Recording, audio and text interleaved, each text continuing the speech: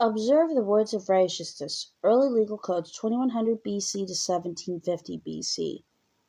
In context, focus, the first written laws. Before, circa 4000 BC, Uruk, the world's first city, is established in Sumer, Mesopotamia. Circa 3300 BCE, cuneiform, the earliest system of writing, is invented in Uruk.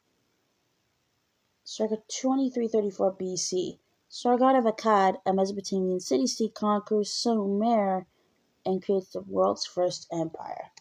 After, circa 600 BC, the Book of Exodus echoes Babylonian law by stating eye for eye as an element of the law of Moses.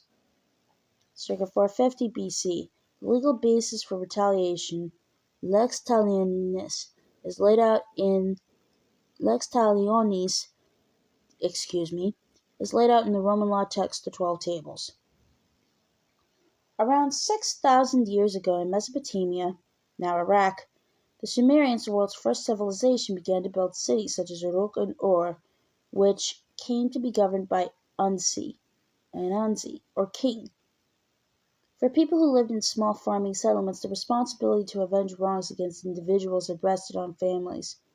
In cities, large numbers of unrelated people needed to find ways of living and working together peacefully. Laws were therefore invented to resolve disputes and prevent feuds. When city-states grew powerful enough to form the first empires, they issued laws to control people's spread across their domain. Keeping a record. Initially, laws were passed on by word of mouth. Around 3300 BC, the Sumerians began to record information using a writing system called cuneiform, meaning wedge-shaped, which consisted of symbols etched into clay tablets.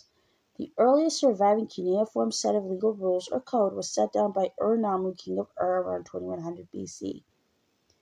Each law took the form of a stated crime followed by its punishment.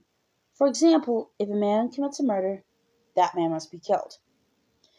A much more complete code, compiled by Hammurabi, king of Babylon, from 1792 to 1750 BCE, was discovered at the start of the 20th century. It is inscribed in cuneiform script on a basalt stele or stone pillar, 7.5 feet high, and opens with a prologue in which the king declares that he had been ordered by the gods to bring about the rule of righteousness in the land, to destroy the wicked and evildoers so that the strong should not harm the weak. Pillars were set up in Babylonian cities so that all could see and follow the laws. In this picture, the relief at the top of the basalt pillar containing Hammurabi's legal code shows the king standing before Shamash, seated, the Mesopotamian god of justice. An eye for an eye. Hammurabi's laws are, like those in Ur-Nammu's code, set out as conditional statements. Number 196, in its list of 282 judgments, is, if a man put out the eye of another man, his eye shall be put out. This principle reappeared in the books of Exodus and Leviticus.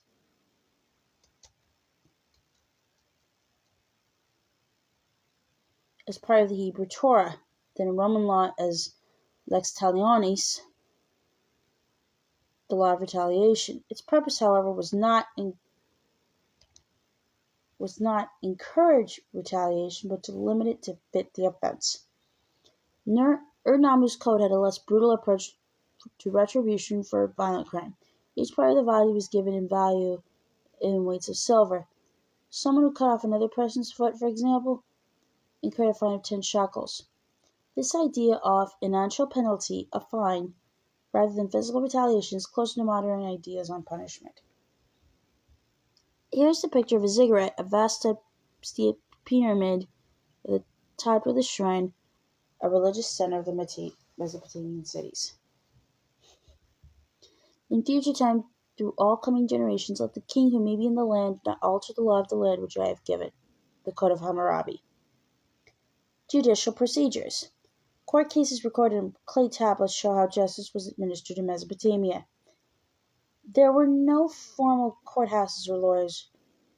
Accusers and accused, together with witnesses, appeared before an assembly of local people or city elders, or a panel of 3 to 6 judges on more serious cases, and provided oral or written testimony. Like today, participants swore a solemn oath to tell the truth. This could take place in a public space, the king's palace, or the city's temple, where the accused swore on a symbol of the local god. In some cases, people confessed because they feared angering the god by swearing falsely. If the case couldn't be solved, it became a decision for the gods.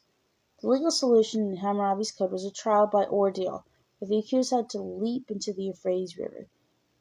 If he sink in the river, his accuser shall take possession of his house. But if the river proves the accused is not guilty, and he escape unhurt, then he who had brought the accusation shall be put to death.